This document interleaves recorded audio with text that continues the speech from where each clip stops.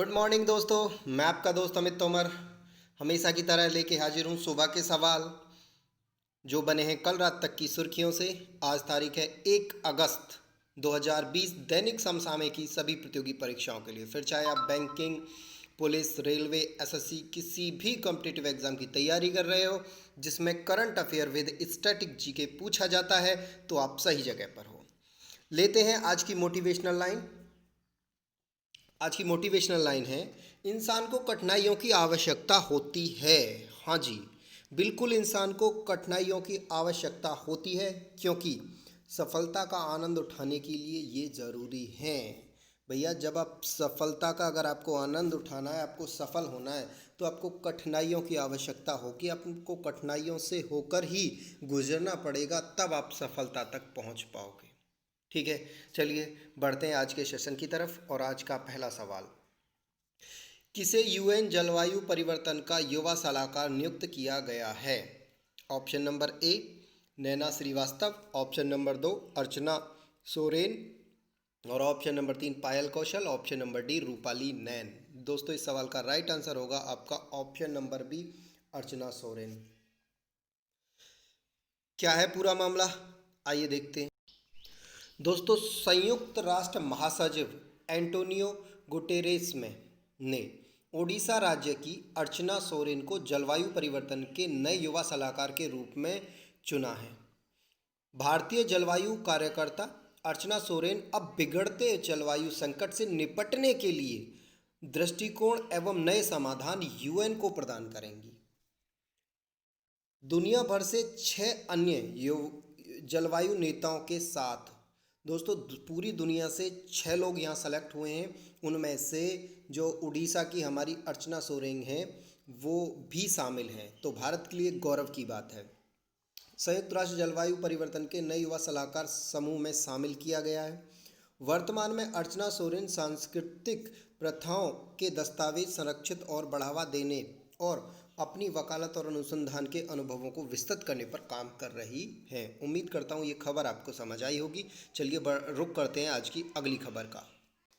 दोस्तों, अगली खबर है आपकी, किस शहर में सीवर से सफाई के लिए रोबोट बैंडिकॉट लॉन्च किया गया है?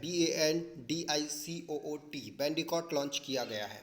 Option A Guwahati, option B Lucknow, option C Srinagar, या ऑप्शन डी करनाल। दोस्तों, इस सवाल का राइट आंसर होगा ऑप्शन नंबर ए गुवाहाटी। क्या है पूरी खबर, आइए समझते हैं। दोस्तों, गुवाहाटी विकास विभाग मंत्रालय ने सीवर की सफाई के लिए बैंडिकॉट नामक सफाई रोबोट लॉन्च किया है। इसे लॉन्च करने का जो मुख्य उद्देश्य है वो सीवर की सफाई के लिए न्यूनतम मानव भागीदारी सुनिश्चित करना है। इसी के साथ पूर्वोत्तर क्षेत्र में सीवर मनहोल की सफाई के लिए रोबोट का उपयोग करने वाला गुवाहाटी पहला शहर बना। गुरुग्राम और कोयम्बूर मैनहोल की सफाई के लिए रोबोट तकनीकी इम्प्लीमेंट करने वाले पहले दूसरे शहर थे। इस रोबोट को जेनरोबोटिक्स नामक स्टार्टअप कंपनी, इस कंपनी का आपको नाम याद रखना है, जेनरोबोटिक्स नामक स्टार्टअप कंपनी ने इसे विकसित किया। तो ये आपको याद, आपसे पूछा जा सकता है जी ये जो रोबोट है वो किस कंपनी के द्वारा विकसित किया गया है, तो आपको याद रखना है। ठीक है दोस्तों, चलिए बढ़ते हैं आज की अगली खबर की तरफ। दोस्तों, अगली खबर बहुत महत्वपूर्ण खबर है। जीबुन निशा के नाम से प्रसिद्ध कुमकुम का निधन हो गया। वह एक प्रसिद्ध क्या थी? ऑप्शन ए अभिनेत्री, ऑप्शन नंबर बी गायिका, ऑप्शन नंबर सी वैज्ञानिक, या ऑप्शन नंबर डी लेखिका। तो दोस्तों, मैं आपको बता दूं, कुमकुम आपको पता होगा, अगर आप पुरानी फिल्में देखते हो तो एक अभिनेत्री थी। ठीक है, क्या है पूरा मामला, आइए समझते हैं, इनके जीवन पर थोड़ा सा प्रकाश डालते हैं। दोस्तों, जीबुन निशा के नाम से प्रसिद्ध भारतीय अभिनेत्री कुमकुम का 86 वर्ष की आयु में निधन हो गया। उन्होंने मदर इंडिया फिल्म से अपने करियर की शुरुआत की थी और मदर इंडिया फिल्म बहुत ही शानदार रही थी, उनकी पहली फिल्म थी। उन्होंने बॉलीवुड में कोहिनूर, एक सपेरा एक लुटेरा, राजा और रंक, आंखें, नया दिल, उजाला जैसी 100 से अधिक फिल्मों में काम किया था। कुमकुम के प्रसिद्ध गीत कभी आर कभी पार आपने सुना होगा, कभी आर कभी पार लगा तेरी नज़र, और उसके बाद मेरे महबूब कयामत होगी, ये उनकी फिल्मों के बहुत अच्छे गीत थे उस समय के, अपने कहूँगा कि सबसे ज़्यादा चलने वाले गीत थे। बॉलीवुड इंडस्ट्री पर इन गीतों ने अपनी अहम छाप छोड़ी है। ठीक है दोस्तों, चलिए रुक करते हैं आज की अगली खबर का। दोस्तों अगला सवाल है आपका, किस राज्य सरकार ने पहली अंतर्राज्यीय हेलीकॉप्टर सेवा शुरू की है? Option A Jammu Kashmir, option B Rajasthan, option C Uttarakhand या ऑप्शन डी हिमाचल प्रदेश। दोस्तों इस सवाल का आपका राइट आंसर होगा ऑप्शन नंबर डी, उत्तराखंड राज्य ने अपनी पहली अंतर्राज्यीय हेलीकॉप्टर सेवा शुरू की है। क्या है अंतर्राज्यीय हेलीकॉप्टर सेवा, आइए समझते हैं। दोस्तों उत्तराखंड राज्य सरकार ने देहरादून और गढ़वाल की पहाड़ियों को जोड़ने के लिए अंतर्राज्यीय हेलीकॉप्टर सेवा शुरू की है। अब अगर आप कहोगे जी गढ़वाल की पहाड़ियाँ, तो गढ़वाल की पहाड़ियों में ये जो टिहरी, श्रीनगर, गढ़वाल, कोचर, ये सारे जो इलाके हैं वो आते हैं गढ़वाल की पहाड़ियों में। उत्तराखंड सरकार ने पवन हंस लिमिटेड द्वारा संचालित, ये जो कंपनी है जिसने संचालित किया है उसका नाम है पवन हंस लिमिटेड। तो दोस्तों इस कंपनी का नाम भी आपको याद रखना है, पवन हंस लिमिटेड। ठीक है, पवन हंस लिमिटेड द्वारा संचालित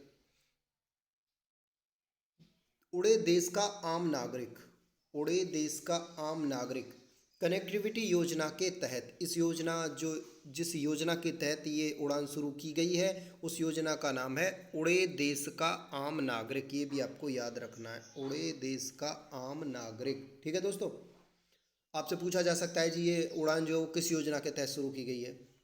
कनेक्टिविटी योजना के तहत देहरादून, नई टिहरी, श्रीनगर, गढ़वाल, कोचर मार्ग पर इस नई उड़ान पहल की शुरुआत की है।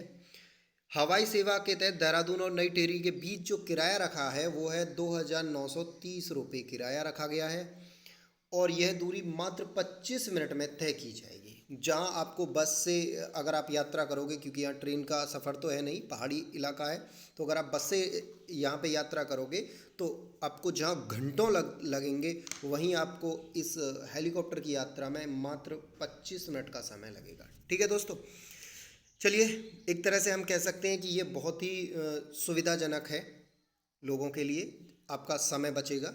चलिए बढ़ते हैं अगले प्रश्न की तरफ। दोस्तों अगला प्रश्न बहुत ही इम्पोर्टेंट प्रश्न है। 5 अगस्त को अयोध्या में भव्य राम मंदिर समारोह। आप सब जानते हैं कि 5 अगस्त को अयोध्या में राम मंदिर समारोह होने वाला है। समारोह को न्यूयॉर्क के किस प्रसिद्ध जगह पर चित्रों के अनुसार प्रदर्शित किया जाएगा? हाँ दोस्तों, न्यूयॉर्क में जो अयोध्या में राम मंदिर समारोह होने वाला है, न्यूयॉर्क में चित्रों के माध्यम से उसका प्रकाशन होगा। ठीक है, न्यूयॉर्क में प्रदर्शित किया जाएगा वो। अब कहाँ किया जाएगा, किस जगह किया जाएगा, ये आपको समझना है। देखिए एक जगह है times square, great pyramid of Giza, statue of liberty, Brooklyn bridge. दोस्तों इस सवाल का राइट आंसर होगा टाइम स्क्वायर। टाइम स्क्वायर क्या है? न्यूयॉर्क में एक जगह है जहाँ पे आपने देखा होगा कि बुर्ज खलीफा एक नाम सुना होगा, वहाँ पे भी यही चीज़ होती है। एक तरह से हम कह सकते हैं एडवर्टाइजमेंट होता है। ठीक है दोस्तों, तो वहाँ पे जो राम मंदिर के समारोह के जो चित्र होंगे उनको टाइम्स स्क्वायर पे लगाया जाएगा सुबह 8 बजे से और रात को 10 बजे तक। ठीक है दोस्तों, चलिए बढ़ते हैं अगली खबर की तरफ। दोस्तों 5 अगस्त को अयोध्या में भव्य राम मंदिर समारोह को न्यूयॉर्क के टाइम्स स्क्वायर जगह श्री राम के चित्रों को प्रदर्शित किया जाएगा। 5 अगस्त को सुबह 8 बजे से 10 बजे तक, सुबह 8 से और 10 बजे तक ये प्रदर्शित किए जाएंगे हिंदी और अंग्रेजी में।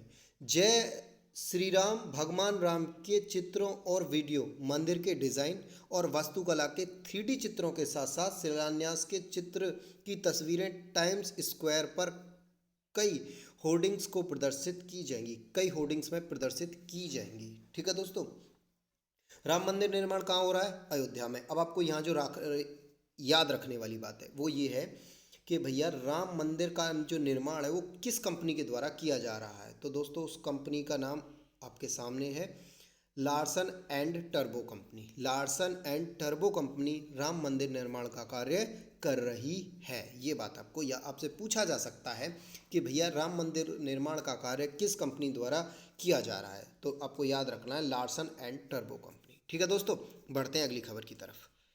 दोस्तों अगला सवाल है, किस इंश्योरेंस कंपनी ने बहुत जरूरी है अभियान लॉन्च किया है?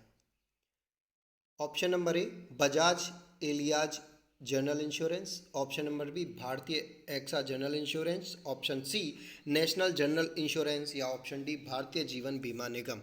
दोस्तों इसका राइट आंसर होगा आपका option number B Bharatiya AXA general insurance.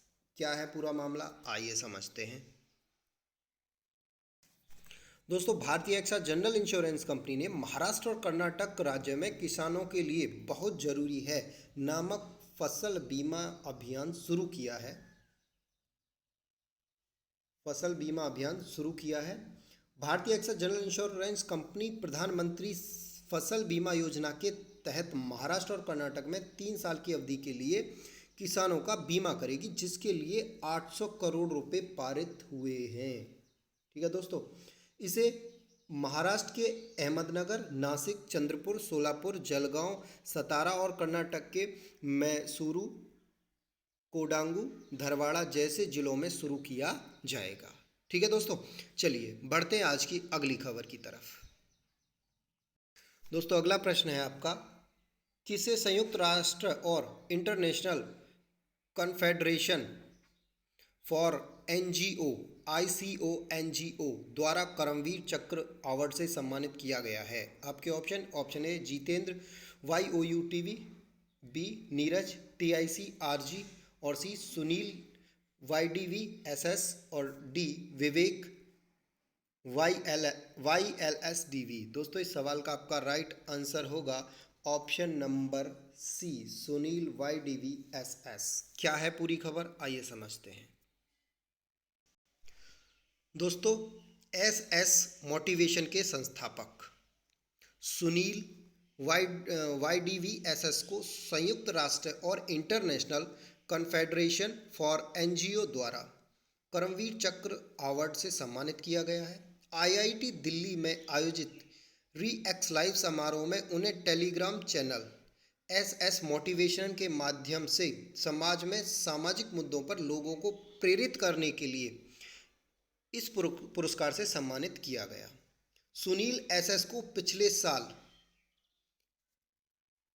Iconic personality of India, incredible India icon और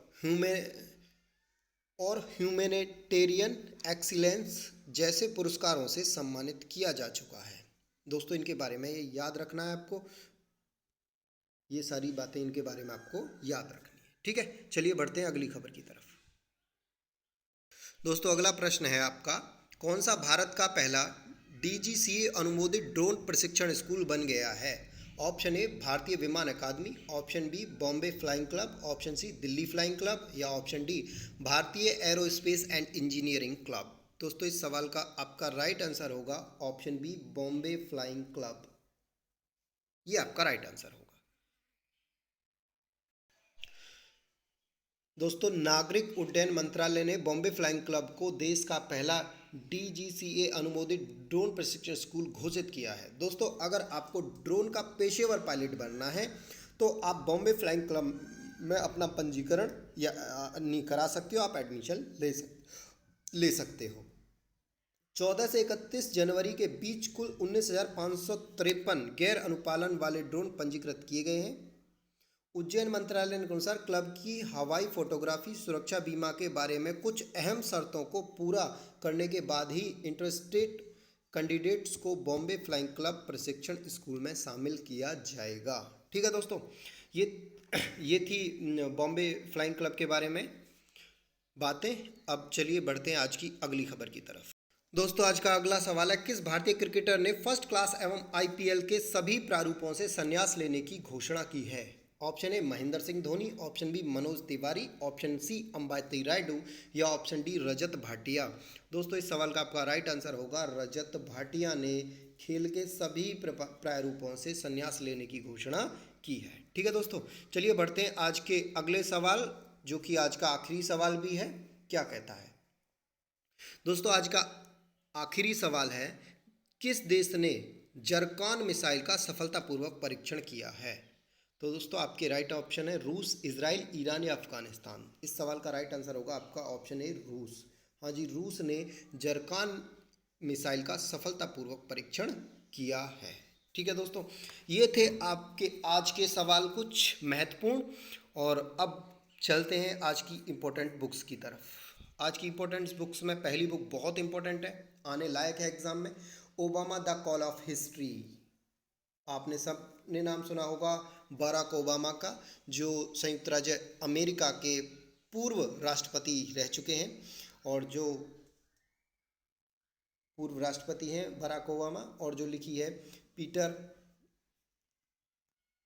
बाकेर ने, जो किसके द्वारा लिखी गई है, पीटर बाकेर के द्वारा लिखी गई है। और दूसरी बुक है हमारी जिन ढूंढा तिन पाया, जो लिखी गई है आईपीएस ओपी सिंह के द्वारा। तो दोस्तों ये आज की इंपॉर्टेंट बुक है। उम्मीद करता हूँ ये सेशन आपको पसंद आया होगा। अगर आपको ये सेशन पसंद आया है तो आप इससे अपने दोस्तों के साथ शेयर करना ना भूलें। चलिए मिलते हैं कल की क्लास में, तब तक के लिए घर पे रहिए, सुरक्षित रहिए।